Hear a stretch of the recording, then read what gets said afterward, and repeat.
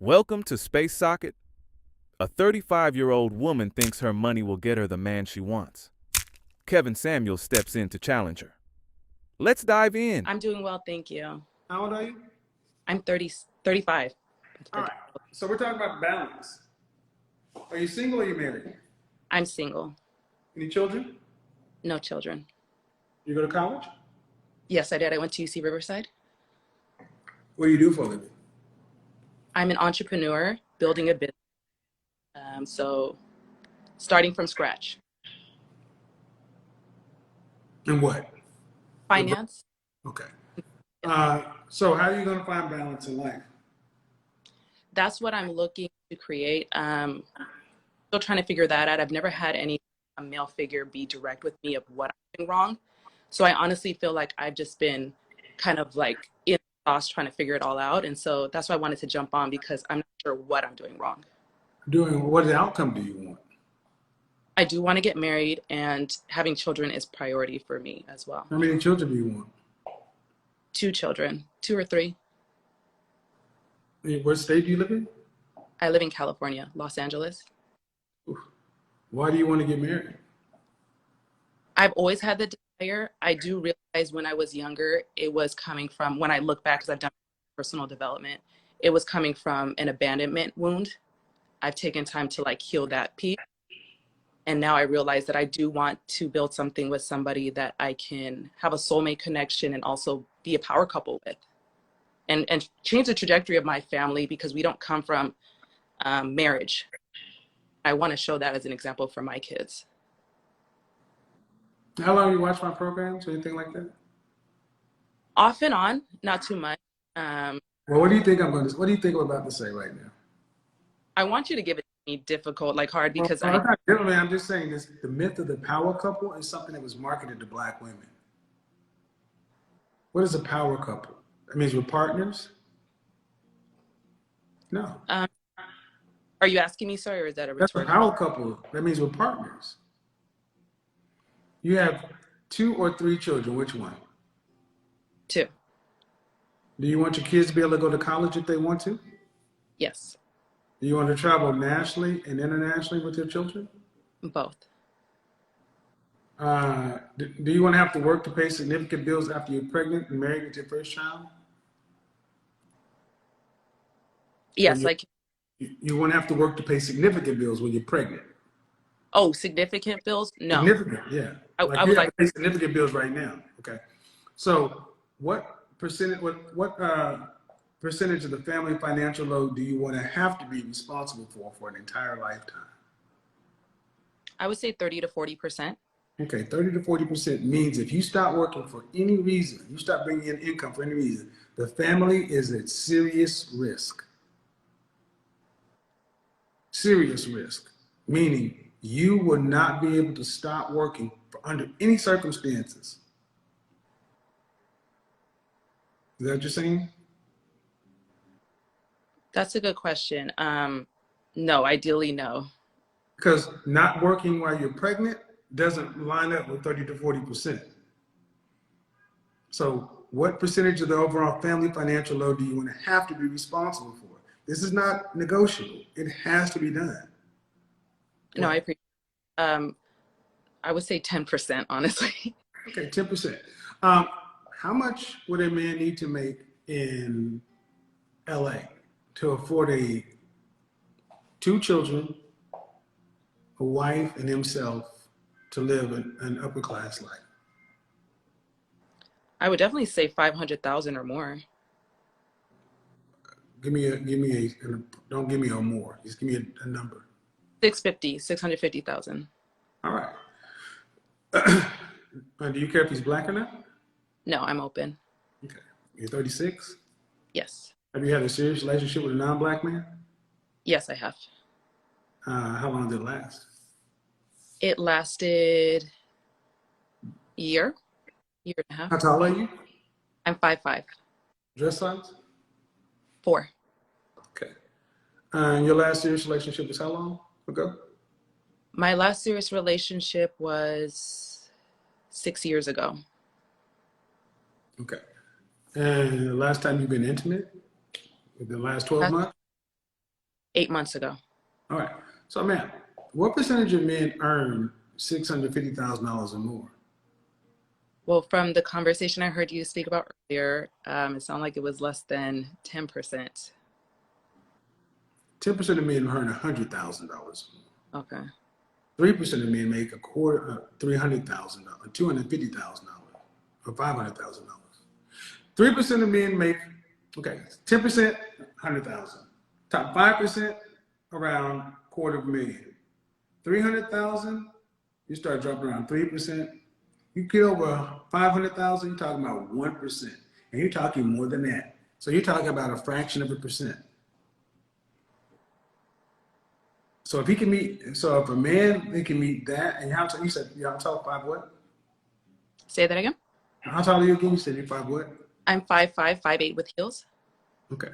So how tall does he need to be?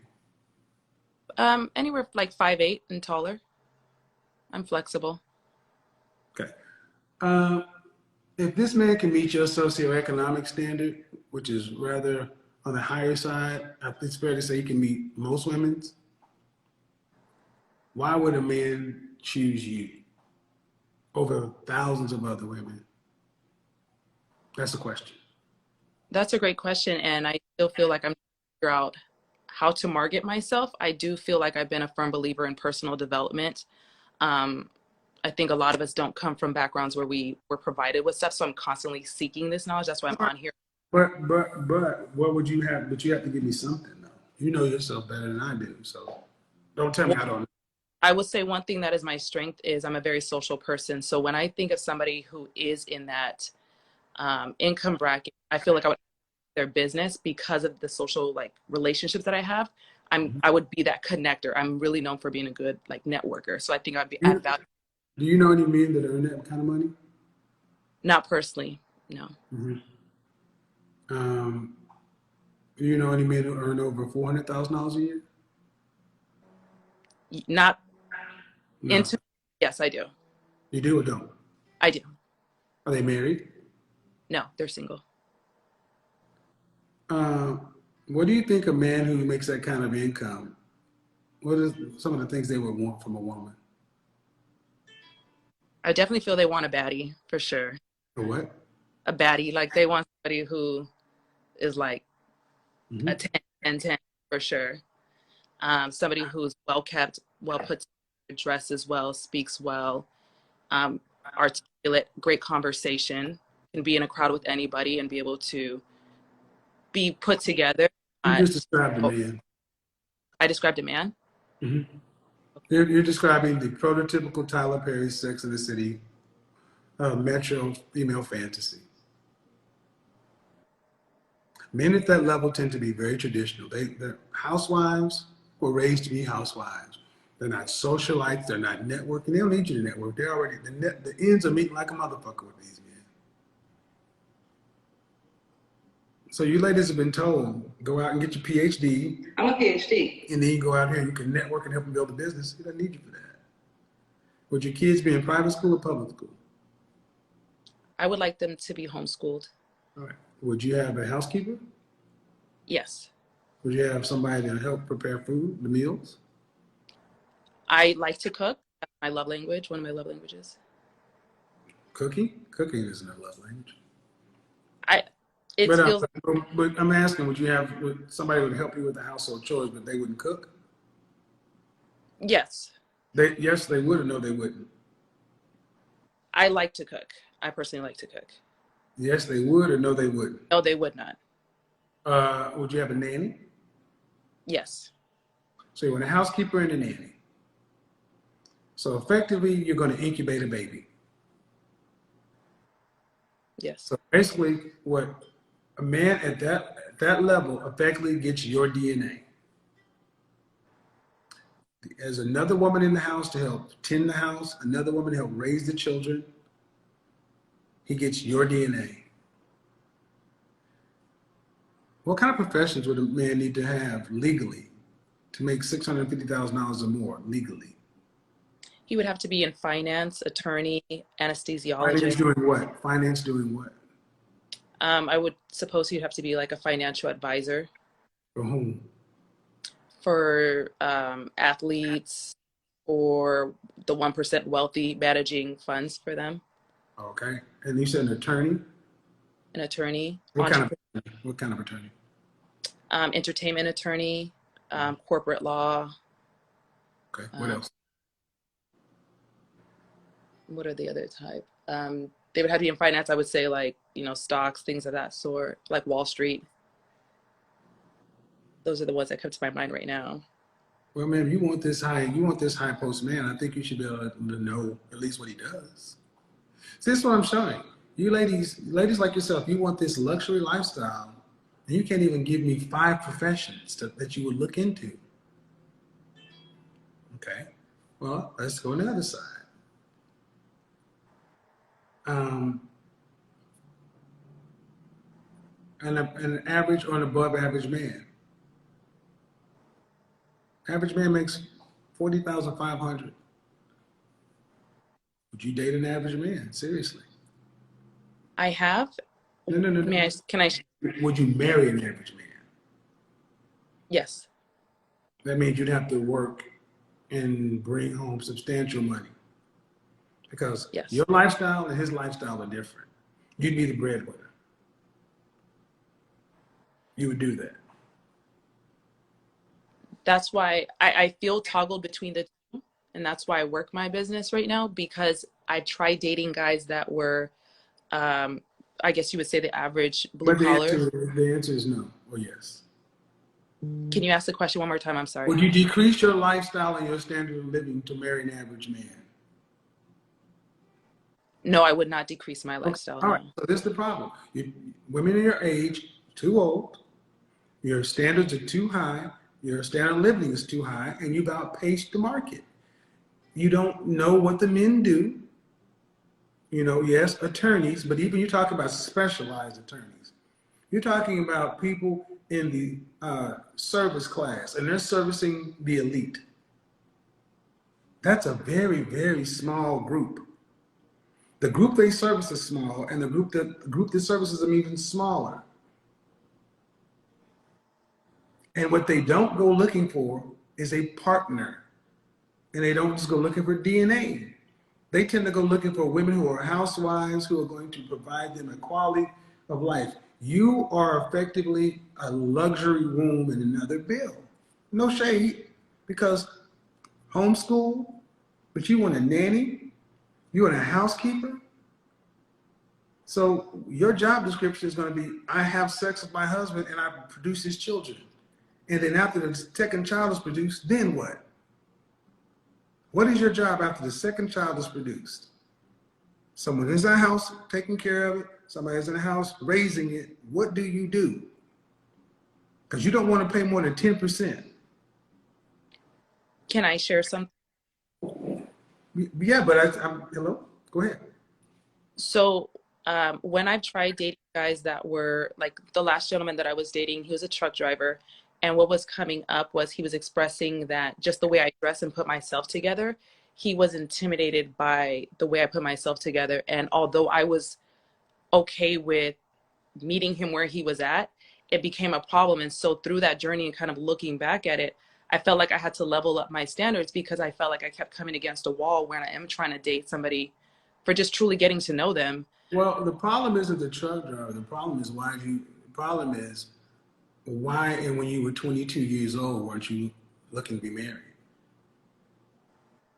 I was looking to get married. Okay. You've been engaged? Yes, I have. Who called off the engagement? I did.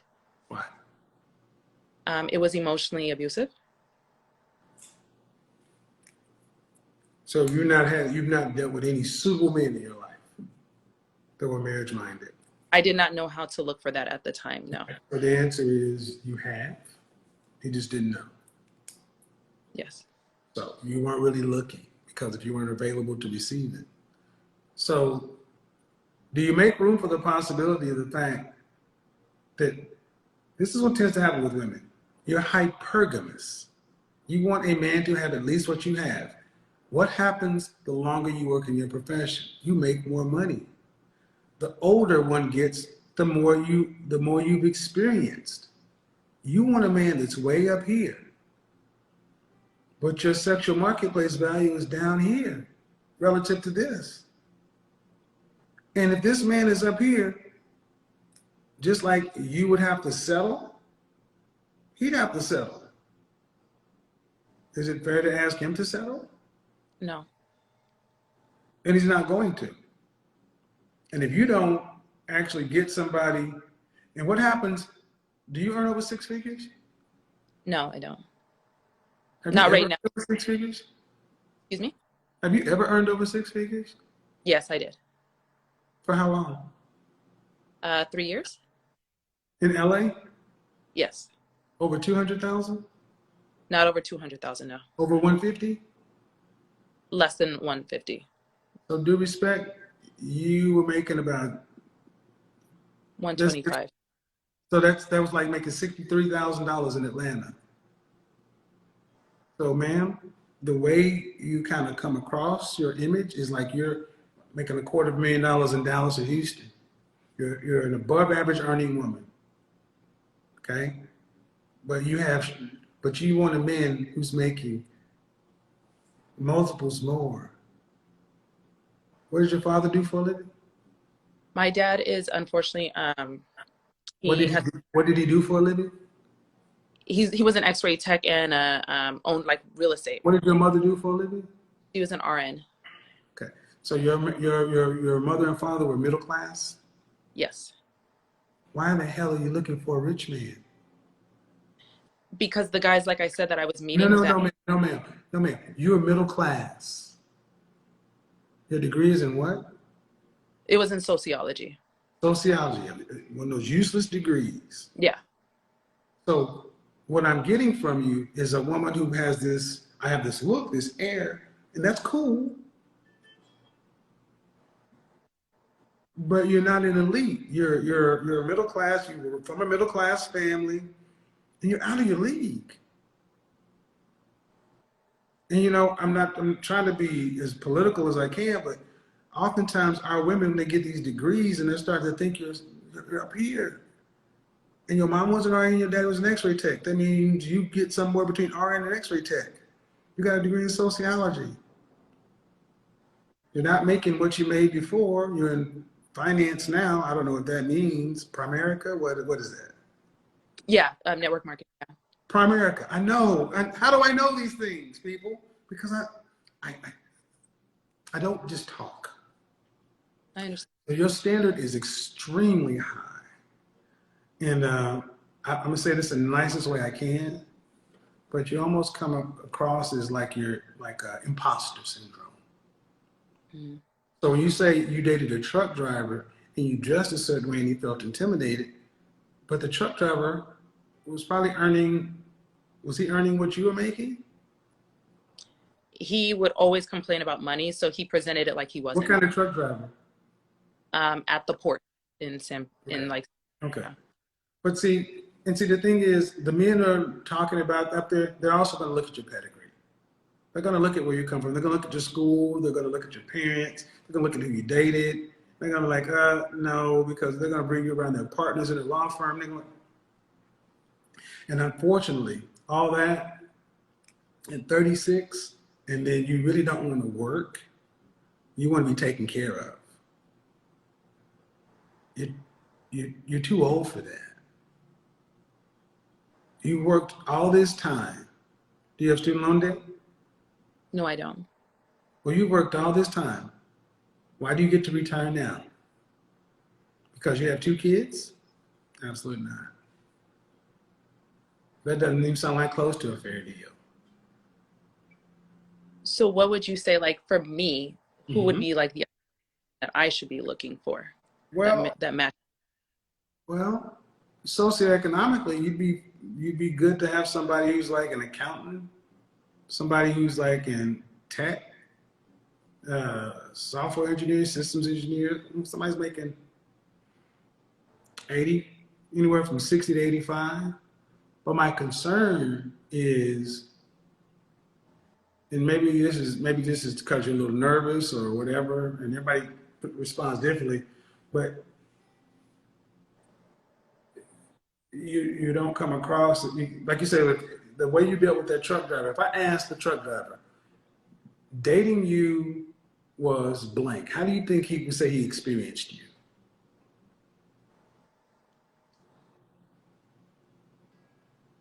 I couldn't answer that. Do you like the finer things in life? I do. I don't like saying no to myself for opportunities and Okay, but experiences. where did you get this? Okay, can you afford these things? I I Not can find you, a I not find can a way to. that means no. If you find a Okay. way to pay for them, that means you know you cannot afford them. Okay. Afford means you can afford to pay for them 3 times over in cash after all your obligations are met. Can you afford these things? No. Then it's almost like you're kind of living a pretentious lifestyle. So you're putting yourself in environments and places around. That's why I said the imposter thing. So, and I don't want to get too much into that because I don't know you and I don't want to imply, but I'm telling you what I feel, what I'm getting from you. That men that are on your level, did you feel like you were settling for the trucker? No. My heart was in. You said that, and then how long ago was that guy? How long ago? That was 6 months ago. 6 months ago. Um, I'm sorry, 8 months. but you said your longest relationship was 6 years ago. How long did that last? That was for a year. Hmm. What's the longest relationship you've ever had?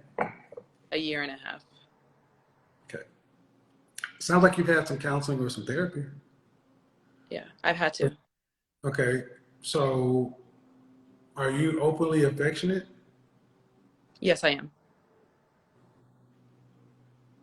Do you express your affection in words? Yes, I'm very articulate with emotional intelligence.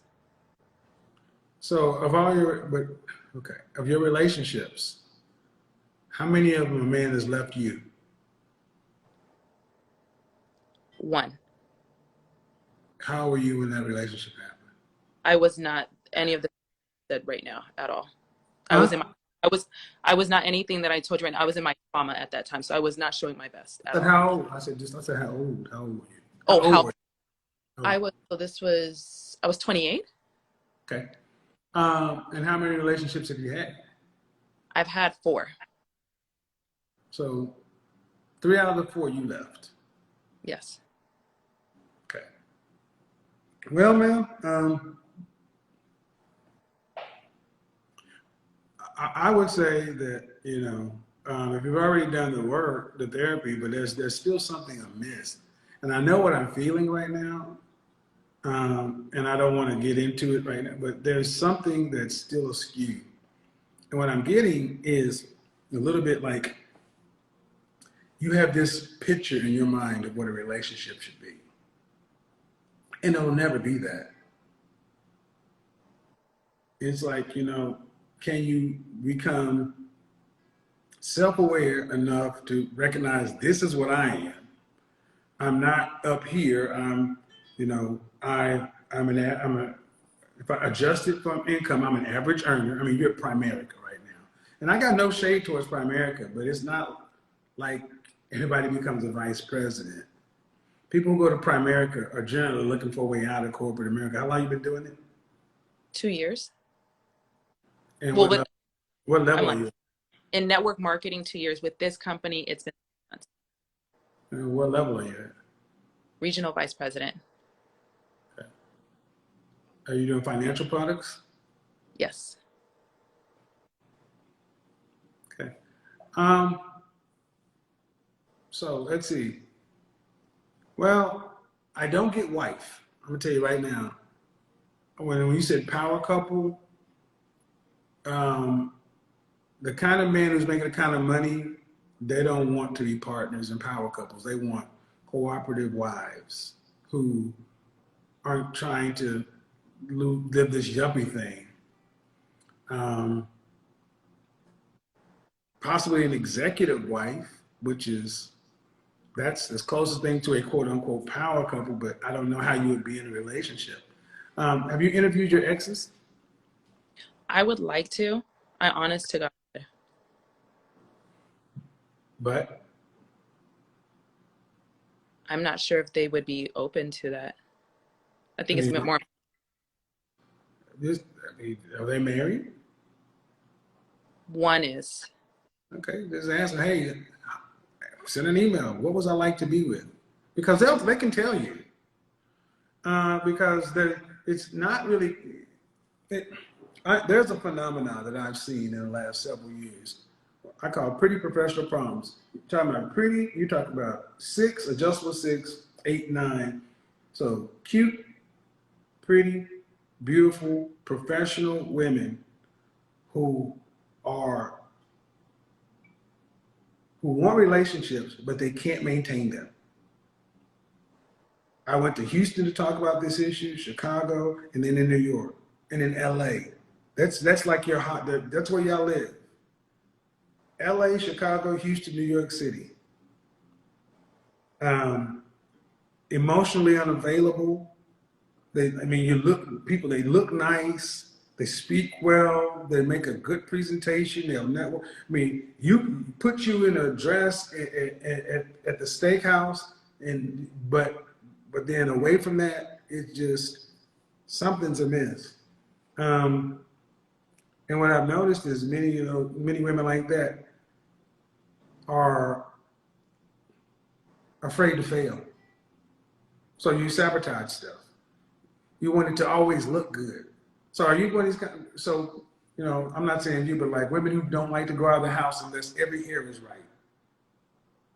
It has to No. always look good. Um,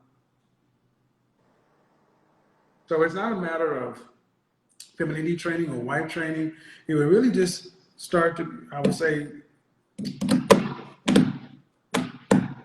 actually, I'm going to be tackling this year because so many of our black women are in this category. Frankly, that's why I'm talking about self-awareness. So many of our black women are in this category: beauty, brains, business, and bonds. With the inability to make bonds, you just have a bunch of women stranded. So, yeah, stay tuned. You're not still in therapy though, right? I am. I feel like it's just a lifestyle at this point. Okay. Well, I'm not a fan of that. Um, I think it's a good idea to switch therapists. And also, do you do any charitable work? No, I don't. Okay. Giving of yourself is always good. I mean, American Heart Association, find a cause, um, and also it puts you in proximity with certain types of men because I'm not getting the fact that it's beyond repair, but um, I just can't fix it. I can't address it right now. I will say that. Are you active in your neighborhood? I'm active. I host a lot of networking events, so that's how I'm active.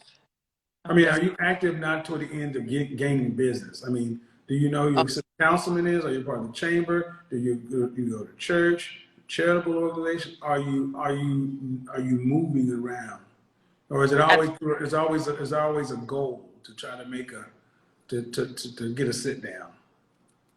the latter. See, that network marketing thing, a lot of people don't like that stuff. Nobody. Hey, you want to come over and?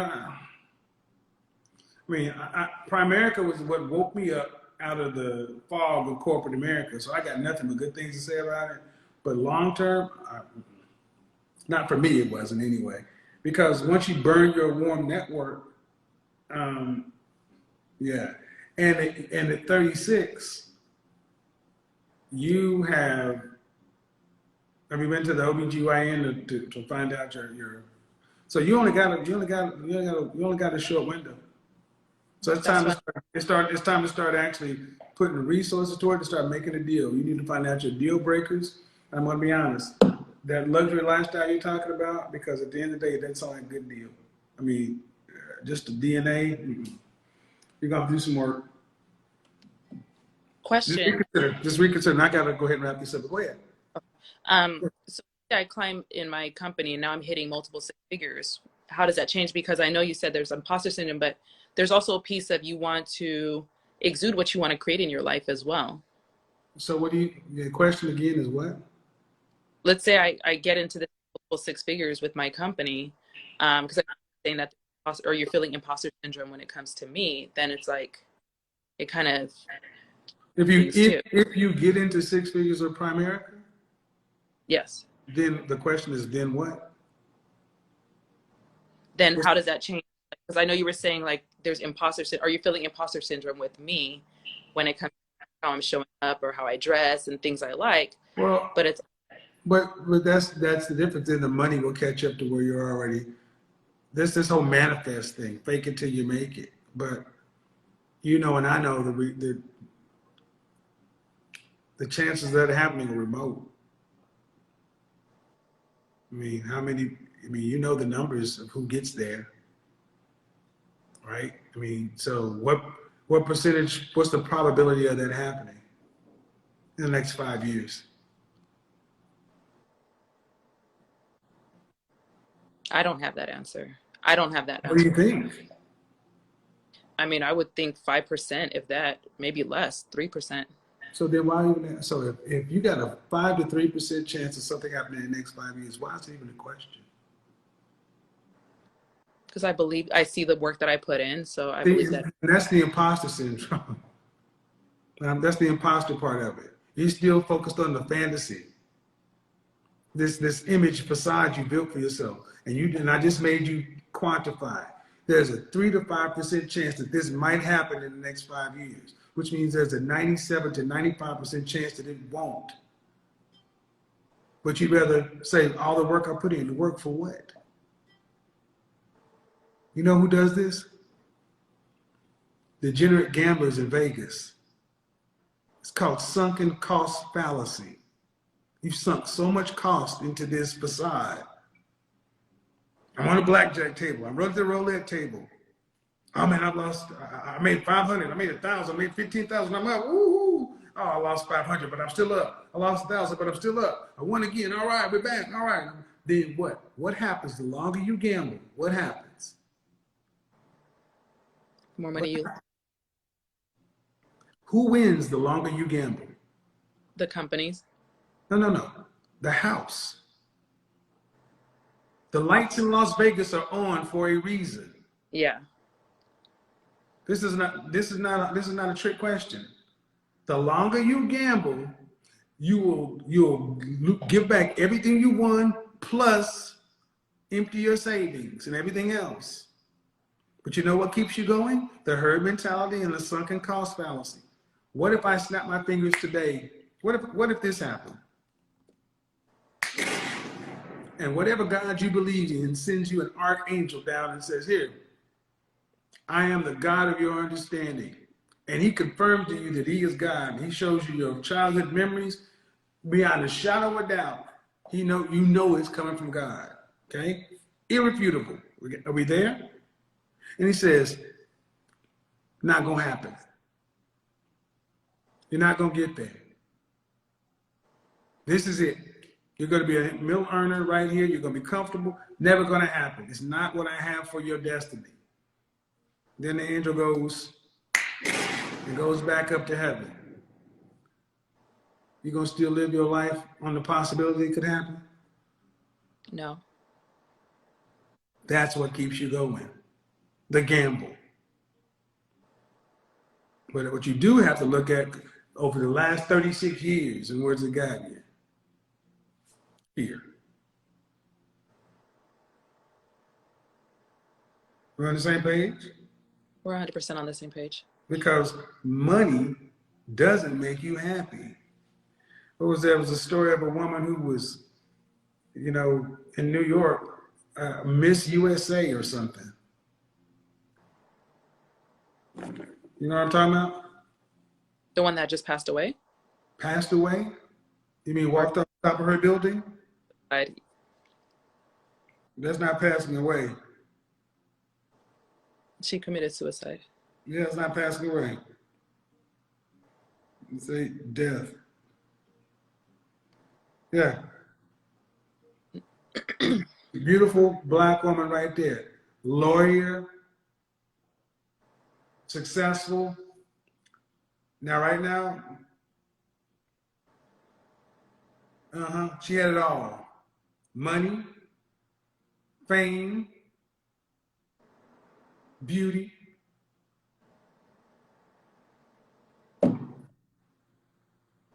People is what life is about. Relationship.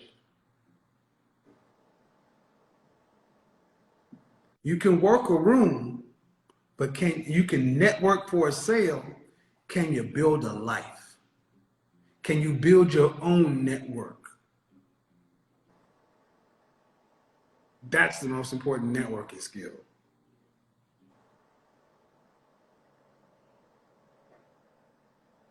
I'm listening, yeah. I'm asking, do you not think so? This is giving me a lot to think about. I'm asking though. I agree with you. How many millionaires and billionaires? How many people do you see up in director, uh, vice president, or executive management who are single? Not a lot. No. No, because the first thing you manage is your home. That's the first team. And so many of our women have this professional, polished thing, but it's like there's just no emotion. It's like the light's not on. Like there's no passion, or you're an affectionate person. So I have high emotional intelligence, but I'm reading just no affect, no feelings. When was the last time you actually shed a tear? 2 days ago. Okay. Has anyone ever broken your heart? Tremendously, yeah. How old were you? The one from 8 months ago. How long were you guys together? We were together for 8 months. Okay. I'm not trying to go. My point is,